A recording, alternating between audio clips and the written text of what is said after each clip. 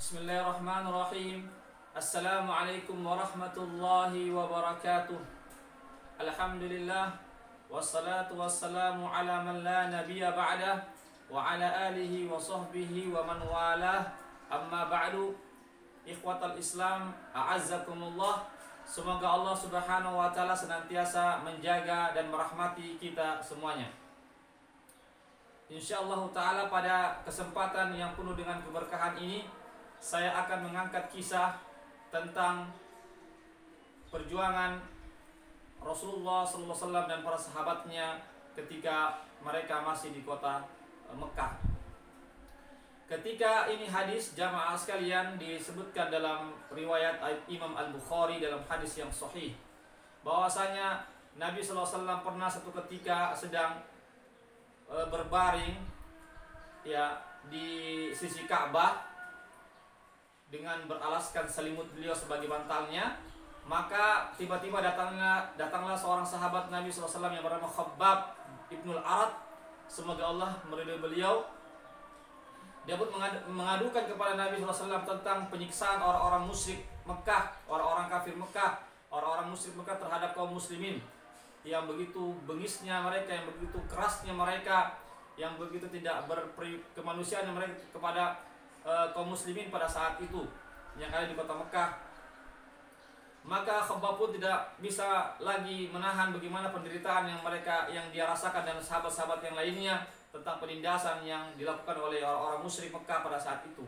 Maka dia pun menyampaikan kepada Nabi SAW, "Ya Rasulullah, tidakkah engkau berdoa kepada Allah agar Allah memberikan pertolongan kepada kami? Kita sekarang ini dalam keadaan yang tertindas, yang terzolimi." Maka jawaban Nabi SAW, ya, dahulu memberikan berita gembira kepada Khabbab. Dalam perjuangan itu membutuhkan kesabaran dan pengorbanan.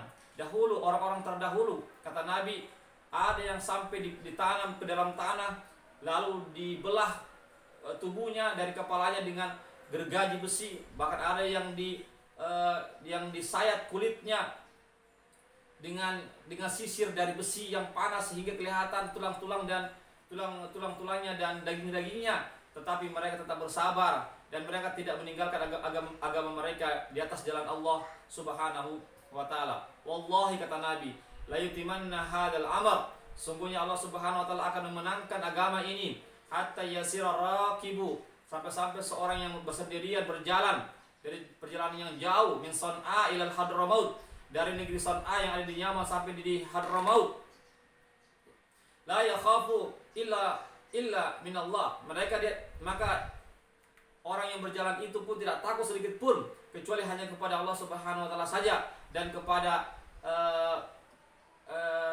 kepada serigala yang akan menerkam kambing yang dia bawa itu. Akan tetapi kalian ini tergesa-gesa, ya, walakinnakum tasta'jilun, wahai Khabbab, adapun kalian ini masih tergesa-gesa untuk mencapai kemenangan. Demikianlah jemaah sekalian, kemenangan itu haruslah membutuhkan perjuangan, pengorbanan dan kesabaran, tentu dengan doa dan usaha. Jemaah sekalian, sebagaimana Nabi SAW di kota Mekah ditindas 13 tahun beliau, para sahabatnya, tapi dengan kesabaran, dengan senantiasa mengharap bantuan dari Allah Subhanahu wa ta'ala, akhirnya ketika Nabi hijrah ke Madinah, maka setelah itu Nabi pun dapat memenangkan peperangan sehingga kota Mekah dapat dibebaskan oleh para penjajah. 13 tahun Nabi dijajah, para sahabatnya diusir, diintimidasi, dibunuh, disiksa dan seterusnya. Tapi setelah peristiwa Fatu Mekah tanggal 8 Hijriah, jemaah sekalian, peristiwa Fatu Mekah, maka kota Mekah dapat dikuasai oleh kaum muslimin. Itu karena apa? Karena kesabaran Nabi dan para sahabatnya, karena bimbingan dari Allah Subhanahu wa ta'ala untuk terus bersabar, untuk terus memperbaiki diri kita, keimanan kita kepada Allah Subhanahu wa ta'ala. Setelah itu maka Allah memberikan pertolongan.